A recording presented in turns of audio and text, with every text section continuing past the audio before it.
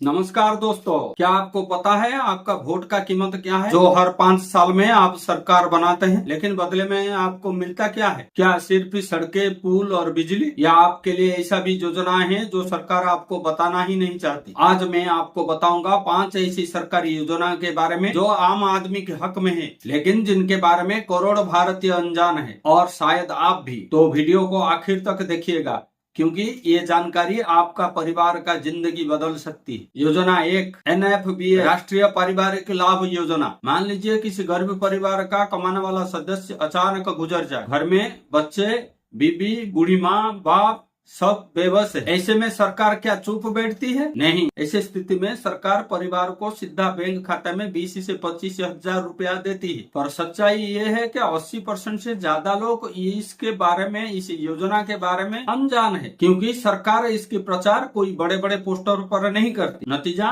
परिवार उधारी में डूब जाता है और जो पैसा उसका हक था वो सिस्टम में दब जाता। योजना 2, प्रधानमंत्री श्रमयोगी मानधन योजना, PMSYM। जरा सोचिए, एक रिक्शा वाला, एक ठेला लगाने वाला और एक मजदूर, जिनका पूरा जीवन रोज की कमाई पर चलता है, और वो बुढ़े होने पर क्या करेंगे? किसी के सहारे जिएंगे। सरकार ने कहा, चिंता मत करो, अगर ये मजदूर सिर्फ महीने में 55 रुपया जमा करता है तो 60 साल के बाद उनको हर महीने 3000 रुपया पेंशन मिलेगा। लेकिन कितने मजदूर को इसका जानकारी है? सिर्फ गिनती में कुछ लोग। बाकी अपना जवानी खपाने के बाद बुढ़ापे में रोड के किनारे बैठ के भीख मांग। योजना 3, सिलाई मशीन योजना। कितने ही महिलाएं अपना देश में घर का खर्चा उठाने के लिए संघर्ष कर रहे हैं। उनके पास हुनर तो है पर साधन नहीं, इसलिए सरकारों ने कई जगह पर मुफ्त में सिलाई मशीन बांटते हैं ताकि महिलाएं आत्मनिर्भर बने और घर चला सके। लेकिन ये जानकारी गांव-गांव तक नहीं पहुंचाई जाती है। बीच में दलाल आ जाते हैं और असली हकदार महिलाओं को मशीन तक नहीं मिलती। सोचिए,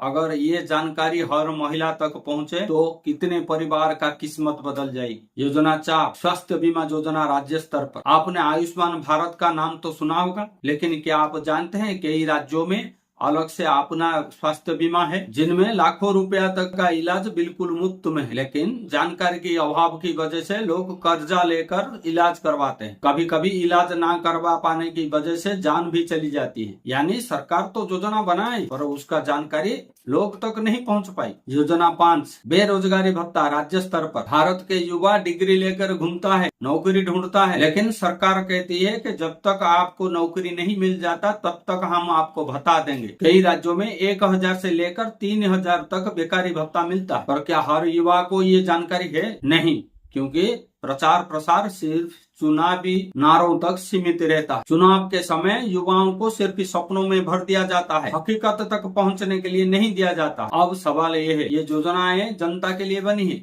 लेकिन जनता तक क्यों नहीं पहुंच पाती? क्या सरकार चाहती है लोग इसके बारे में अनजान रहे ताकि हर चुनाव पर झूठे वादों पर भरोसा करते रहे? क्या ये योजनाएं सिर्फ रिपोर्ट और कागजों में गुम हो जाए और जनता अपना हक पाने के बजाय बस उम्मीद में जिए? जरा सोचिए, हर किसान को अगर सब्सिडी मिल जाए, हर मजदूर को उसका पेंशन, हर महिला को उसका आत्मनिर्भर का साधन, तो क्या राजनीति ऐसे ही चल पाएगा जैसे आज चल रही है? तो समाधान क्या है?